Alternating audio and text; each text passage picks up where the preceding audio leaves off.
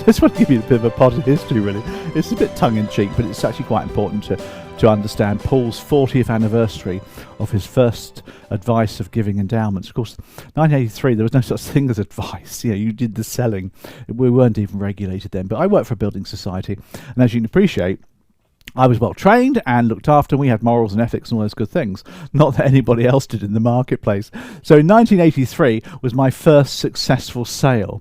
So let's put that down. This is like a history of endowments for you. So I sold my first policy. There you go. I didn't earn any money from it because I was employed, but I was quite happy with that in 1983. Now, 1984, we had this piece of kit called InView system. I bet you nobody on listening, if you're listening to this now, bet you don't remember InView, unless of course you're as old as I am.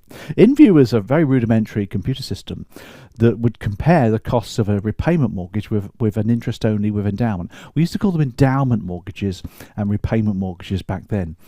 And it compared the costs of the two. You input the client's details, etc., went to the insurance companies and gave you a comparison cost. Of course, what we tried to do is to make the endowment cheaper than the repayment mortgage with level term assurance or decreasing term assurance. And this InView system would print out the figures on a piece of like toilet paper it was, and you just tear it off and you stick it to the brochure, and that was the way we did our KFDs back in the day. So that was the InView system. I thought was great as well. In 1985, I remember being wined and dined because I was getting quite good at selling endowment policies, working in the building society business. I used to do mortgage interviews all day and Saturdays, and I used to sell mortgage endowments because we were told to do so. Honestly, that's the way it worked. We were told to do so, and I did as well. So I used to get wined and dined by the inspectors, as they call it.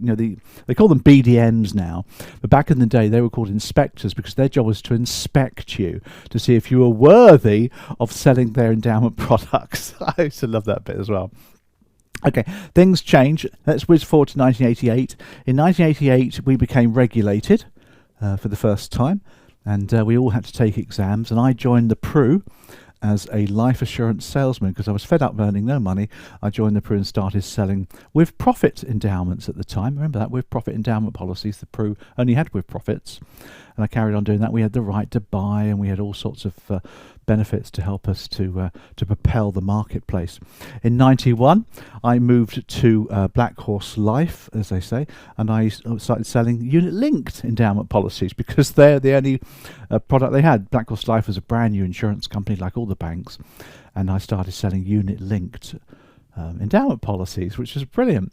And I remember at the time I had this client, and I was working for the Black Horse Life, part of an estate agency group, and I had this one client, and I did the costs for the two, endowment and repayment, and the commission for the endowment mortgage was going to earn me £3,500, a lot of money. It was a big mortgage, and the commission for the equivalent decreasing term assurance was about £300. Now that was the problem with the sector, because there was me, £3,500 commission or £300 commission. Now I was on pretty good basics. I didn't really worry too much about that because I went for the best advice, which actually was the repayment mortgage. The bloke was a US citizen, and he was going to head back to the US in 6 or 7 years' time, so an endowment would have been totally irrelevant. But I imagine there'd be a few people that would have flogged the policy term. So it started to get quite intense with targets and numbers and things, and insurance companies wanted to earn their monies, and that's when things started to go wrong. Because although we were regulated, the education in financial services was appalling. There was no compulsory exams until 94. Training competence came in. Obviously, I worked for big firms, so they did good training, but there was an awful lot of people who were just not trained at all. They didn't know an awful what they were talking about. In 96, you had this thing called PEPs started coming in. These were the predecessor to the ISA. Now, these were stocks and share investments which had tax benefits. Of course they did. And they began to compete against endowments as better vehicles, less charges involved, more transparent. And that occurred in 96 onwards. In 97, the first shortfalls began to be recognised. Because these endowments, when they were all sold in the 80s, we projected the growth at what we'd done in the past, It's a bit like in the football Premiership, for example, English Premiership. You've got Man City who keep winning every year, don't they? You could probably predict that Man City will probably carry on winning for the next 5 years, because they always do. That's how we projected our investment growth. We've always done these massive growth rates. We were going to carry on doing so, but it started to come down. You see, the stock market started to drop a bit. First shortfalls were noted in sort of 97. In 2000, even more shortfalls, and that's when we started to have mis-selling accusations, because clients were getting shortfall letters from the insurance companies, and they thought, well, hold on, I wasn't told this, so I was missold.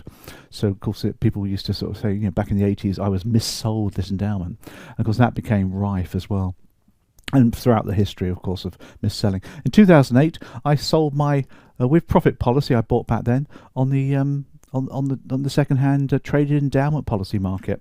Rather than cash it in, I sold it, and I made a bit of money actually, because the performance started to increase a bit more. So there you are, just a potted history of endowments, 40-year anniversary. So if you want to send me a little card, you can too. I'd be happy to accept your congratulations. But a bit of a sorry story, really, of a product that was designed to help customers. Of course it was. Was it consumer duty friendly? Not really. It was designed to pay good commissions to insurance salespeople, because that's how the market worked.